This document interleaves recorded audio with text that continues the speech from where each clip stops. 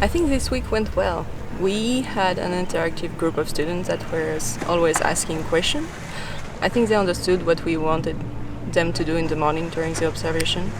And they really tried to remember all the dolphins' ID. I think it's going to be a success for all of them.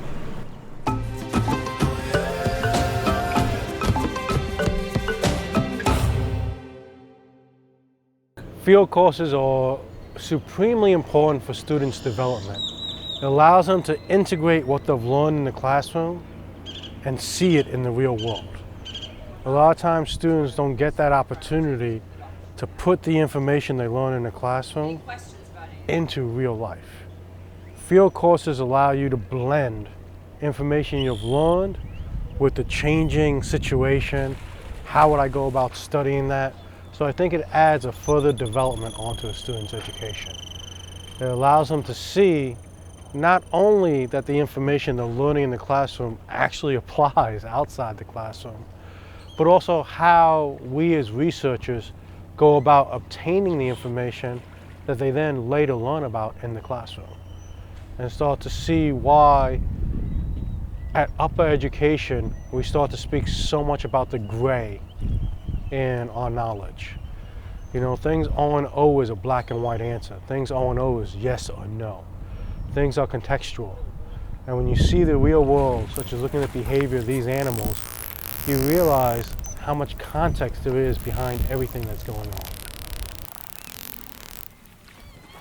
Students are exposed to a variety of topics specific to animal research.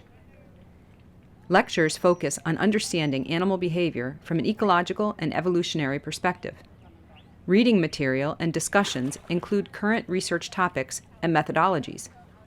Experience in fieldwork allows students to begin to develop skills to conduct animal behavior research and to demonstrate these skills by participating in independent research with senior scientists in the field. I saw two dolphins. Did you get the thing? We do these immersive field courses so that students can learn to think critically. They can begin to understand how abstract concepts from the classroom are applied in the field. What's going on in a classroom at university? Well, you retain some information, but when you leave it in a place like this with dolphins, you retain even more easily the information. It's just stays stuck in your head. So I think that's the best part of it. It's very useful to remember. You learn more when you're on the field. DCP was founded on the dual mission of research and education. We're teaching students experimental techniques, how to build experiments, how to conduct research in variable environments, how to build research questions. They gain understanding in being adaptable to developing their ideas. Within my body length or within an adult dolphin body length? A large amount of our time is spent teaching students how to look at research, how to develop questions, and how to actually carry out experiments to a success in the field, and how to be pliable. Maybe what you first think is going to be a great idea on how to collect data turns out to be a near impossibility when you take into consideration the natural effects of the world. Maybe too much sound, maybe too much sun. Can you then adapt your techniques to attain the goal that you're looking for? Yeah, I haven't been able to go out in the field before and take research and data, so it was a nice experience. How about working in the wind? What do you think about that? It's difficult with the wind. The wind definitely makes everything harder and the papers are flying everywhere. Weather is a constant consideration in fieldwork. Not inherently bad or good, but wind, rain, and sun are nature's forces that must be considered for successful fieldwork. And Mother Nature will always win.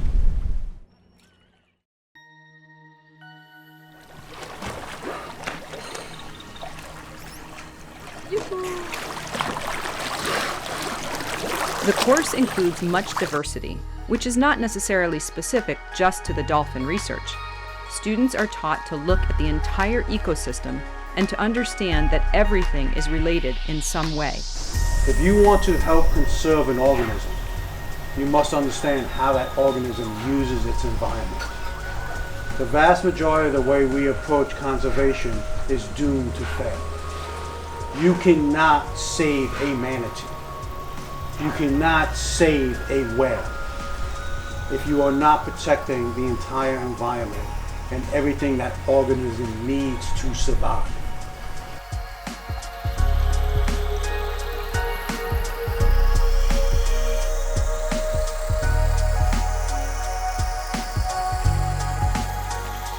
One of AKR's conservation approaches is to rebuild certain reef sections within the Roatan Marine Park with indigenous corals that broke or fragmented naturally. Artificial coral trees, moored just north of Anthony's Key, allow the coral to feed and grow before being outplanted back on the reef.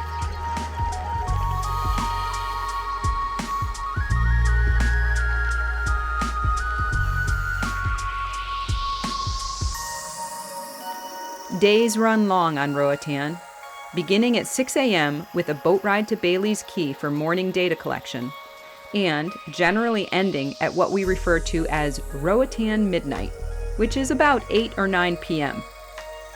Each day is a little different, with activities like snorkel trips, both during the day and at night, a dolphin swim and a dolphin encounter, and more. A trip to Maya Key is somewhat recreational, with more snorkel time and a walk through the island's collection of unreleasable animals. We are at Maya Key, and we have everybody getting ready to do their second snorkel of the trip, and we're out on the reef following it and gonna see what we can see. So how'd it go? It went well. I was nervous. I didn't think I was gonna go that far, actually. I thought I was just gonna stay right here. Yeah. But I went out more, like where they are. What'd you see? I saw a lot of fish. I saw a school of fish too, and then I saw a squid. That was pretty cool. I think it's really good to have hands-on learning like this and just seeing it for yourself, you know? Fish identification out there is going to be much better than in the classroom. You know, I feel like I'm going to remember the things that I've seen out there. So, yeah. Students also receive classroom instruction, such as lectures by the experts on topics including dolphin communication, behavior and training, fish ID, sea turtles, and coral conservation. The overarching theme for each field course week is the research. In addition to my underwater behavioral research, the students participate in an ongoing project focused on how dolphins use the space in their main lagoon at Bailey's Key. Baseline space use data, as well as space use before, during, and after swims, training sessions, or when I'm collecting data, are conducted throughout each week to understand whether the RIMS dolphins prefer some areas of the main lagoon over others.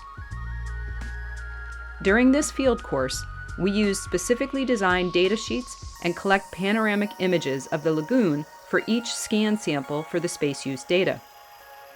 The lagoon has been divided into a grid with 9 sections that facilitate consistency between students within and between groups for data collection.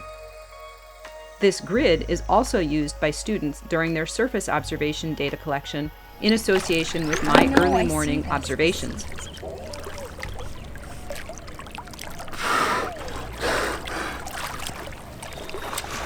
No, I didn't throw it that time. You seem to get a little peeved at me when I throw them.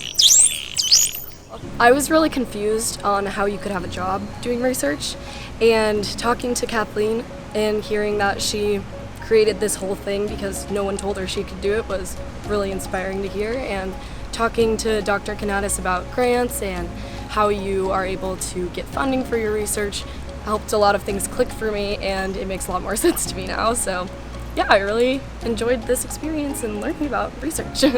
Well, I came into the class with very little expectations. I didn't really know what to expect, and so like doing research and doing field work for me was very exciting because I didn't really know what that was like.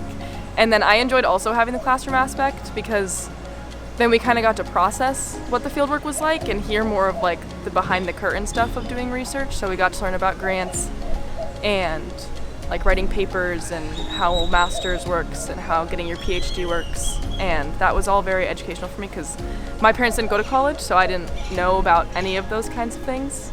And so that was really helpful for me. But I really enjoyed watching the dolphins every morning, and I don't mind getting up early, so I thought it was really fun. Normally when we're working with the baby, if he can't get it, we will bring him together with his mother, and then we'll how she make the song just to see if he can catch on a little bit faster. Experiential learning is learning by doing. It is designed to take you out of your comfort zone, to show you how to conduct field research with new people, firsthand, and with live animals in all types of conditions. It's different. Yeah. It's hard to get used to. Right. Once you get to it, I feel like there's a lot more involved learning that comes with it instead of just sitting in a classroom. It's a lot more personal, like especially at dinner whenever we're doing stuff, we're just kind of like, you're sitting there speaking to them, and that can be more intimidating in some ways and less intimidating in some ways. You get to know the professors more. Yeah. Dr. Kanatis and Dr. Dazinski have made it abundantly clear that we need to have faith in ourselves, and as long as we believe we can do something, we are able to achieve it. And I felt a lot of imposter syndrome personally in my major, but after being here, I think I've gotten a lot more confidence in myself and my ability to succeed in this profession. Understanding is what I want the students to take away. I think students gain a lot of trivial knowledge, like can answer a certain question with a given answer, but they don't really understand why they gave that answer to the question. So what I'm really looking for these students to walk away from here with is a better understanding of what it is they're trying to do. So not just regurgitate answers to us, but really understand why that answer is appropriate or not appropriate. So to me, that's the big separation here is I really want them to walk away with a better understanding. And to each individual student, that may be at a different level. But if we can improve their understanding, I think we've done our job.